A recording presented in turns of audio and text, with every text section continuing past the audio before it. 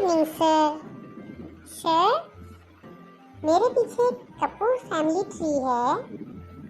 इसका तो मतलब हुआ कि आज आप सेक्शन 13 एंड सेक्शन 14 पीपीए समझाने वाले हैं, जिसमें रूल अगेंस्ट रिमोटनेस या रूल अगेंस्ट डबल पॉसिबिलिटीज और इसी तरह रूल ऑफ परपेचुइटी दिए हुए हैं, है ना sir?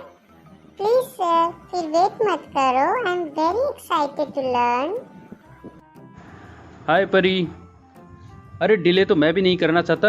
I am myself very much excited, क्योंकि पूरे टीपीए में सबसे टेक्निकल आज टॉपिक करने हम जा रहे हैं। और मैं बता दूं भाई, सेक्शन 13 और 14 बिल्कुल पति पत्नी की तरह हैं। रादर सेक्शन 14 एक्सटेंशन है 13 का।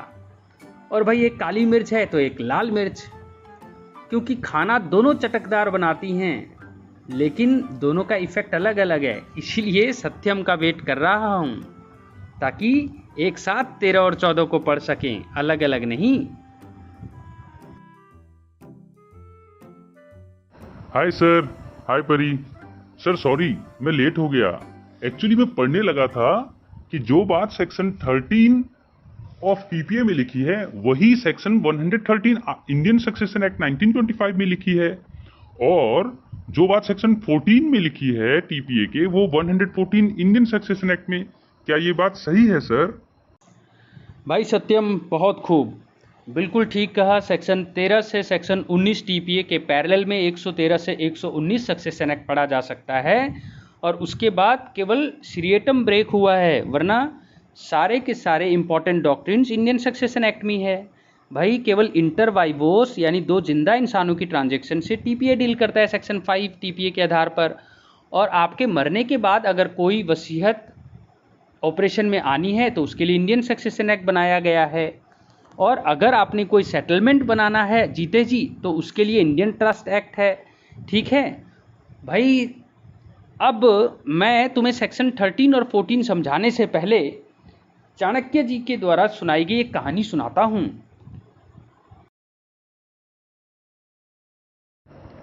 अरे अरे भाई रणछोड़ दास, कहानी तो मैं ही सुना देता हूँ। भाई पृथ्वीराज कपूर तो मेरी उम्र का था। उसने बॉलीवुड में सफ़र शुरू किया और मैंने लीगल वुड में भाई मतलब लीगल फील्ड में। तो एक बार मेरे पास पृथ्वीराज कपूर पहुंचे, बड़े दुखी थे, बड़े परेशान। मैंने बोला भाई क्या हुआ? तो उन्होंने बताया, भाई चाणक्य जी, जब इस बॉलीवुड में आया बिल्कुल नंगा धड़ंगा था, कुछ भी नहीं था। आज भगवान की दया से मैंने इतना कुछ कमाया, सब मेरी सेल्फ एक्वायर्ड प्रॉपर्टी है। भगवान की दया से मेरे ऑलरेडी 2 बच्चे हैं, शम्मी कपूर और राज कपूर। भाई बड़ा बच्चा तो शरीफ है, लेकिन छोटा थोड़ा शरारती है। और अभी शायद मेरा एक बच्चा और हो जाए, सोच रहा हूँ एक बच्चा और कर लूँ। उसका नाम भी मैंने सोच लिया है, शशि कपूर रखूँगा। और ये जो स्मार्टफोन है भाई बहुत महंगा है, और ये मेरी पहली कमाई की निशानी है। तो मैं चाहता हूँ कि ये मेरे बच्चे को भी मिले। और ये जो घर है ये भी मैंने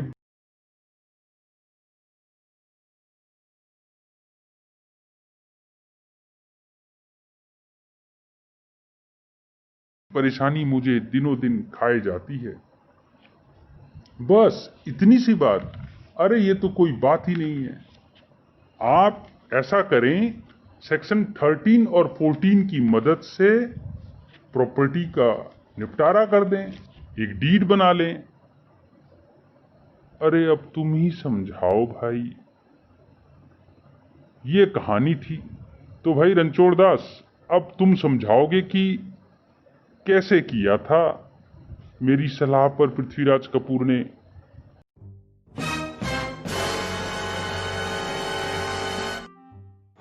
अरे भाई सत्यम और परी, गुरुजी तो चले गए, पर उस दिन गुरुजी ने पृथ्वीराज कपूर को ये कहा कि आप खुश हो जाओ क्योंकि अंग्रेज जा चुके हैं। अंग्रेज़ों के ज़माने में अनबॉर्न बच्चे के फेवर में कोई ट्रांजैक्शन अलाउड नहीं था, लेकिन उसके बाद the Hindu disposition of property act 1916 आया, जिसमें केवल 5 प्रोविज़न थे।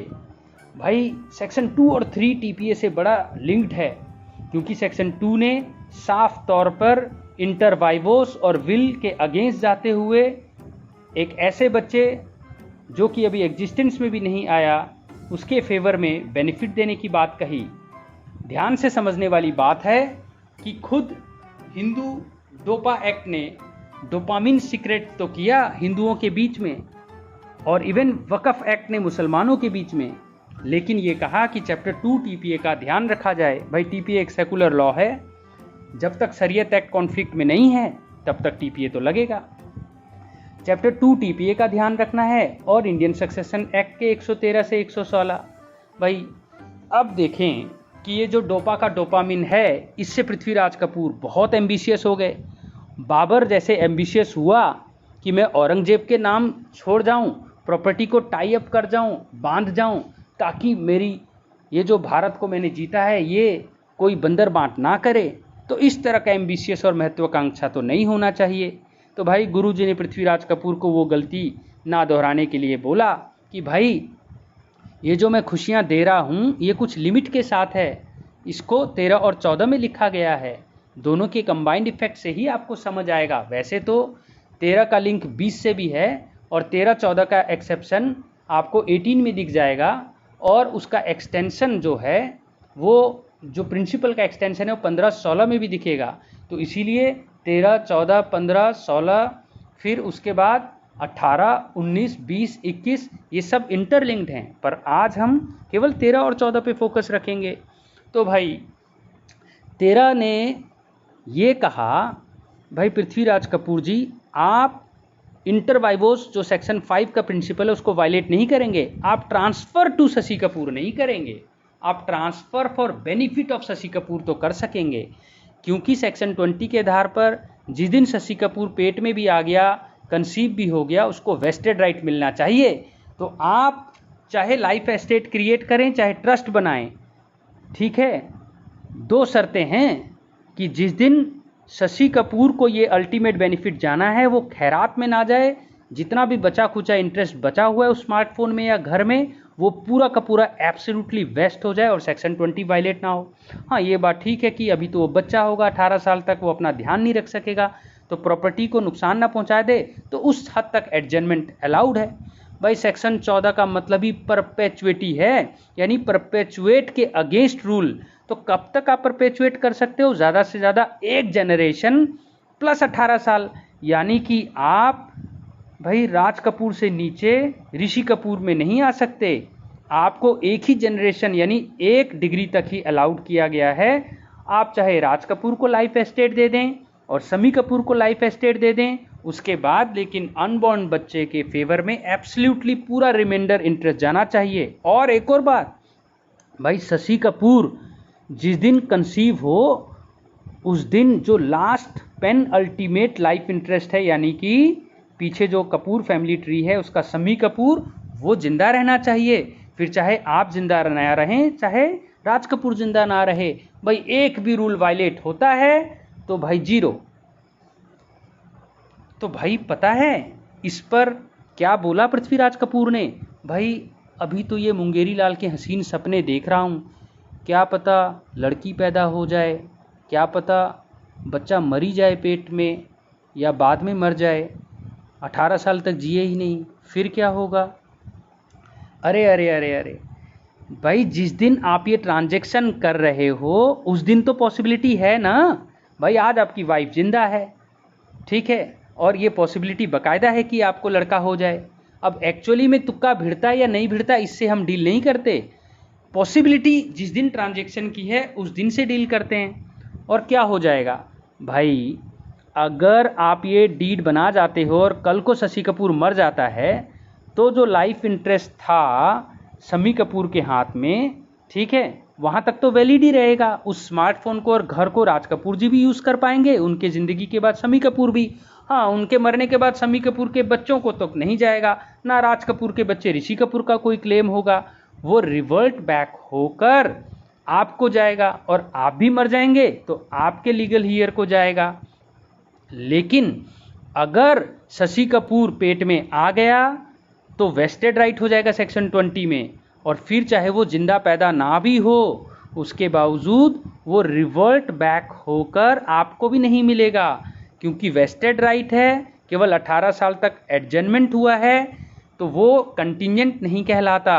ये बात 21 के एक्सेप्शन में और 19 के एक्सप्लेनेशन में भी साफ कर दी गई है।